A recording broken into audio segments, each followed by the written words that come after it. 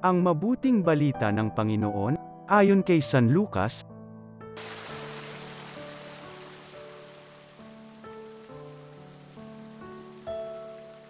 Noong panahong iyon, matapos palayasin ni Jesus ang isang demonyo, nang gilalas ang mga tao.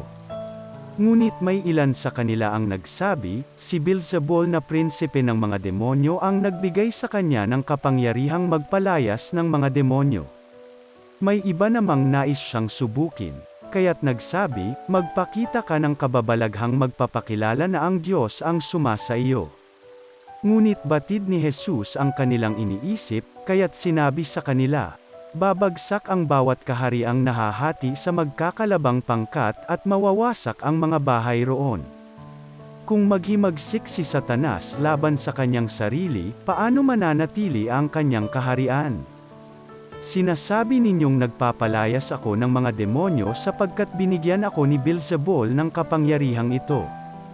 Kung ako'y nagpapalayas ng mga demonyo sa pamamagitan ni Beelzebul, sino naman ang nagbigay ng kapangyarihan sa inyong mga tagasunod na makagawa ng gayon? Sila na rin ang nagpapatunay na maling-mali kayo. Ngayon, kung ako'y nagpapalayas ng mga demonyo sa pamamagitan ng kapangyarihan ng Diyos, nangangahulugang dumating na sa inyo ang paghahari ng Diyos. Kapag ang isang taong malakas at nasa sandatahan ay nagbabantay sa kanyang bahay, malayo sa panganib ang kanyang ari-arian. Ngunit kung salakayin siya at talunin ng isang taong higit na malakas, sasamsamin nito ang mga sandatang kanyang inaasahan at ipamamahagi ang ari-ariang inagaw. Ang hindi panig sa akin ay laban sa akin, at nagkakalat ang hindi tumutulong sa aking mag-ipon.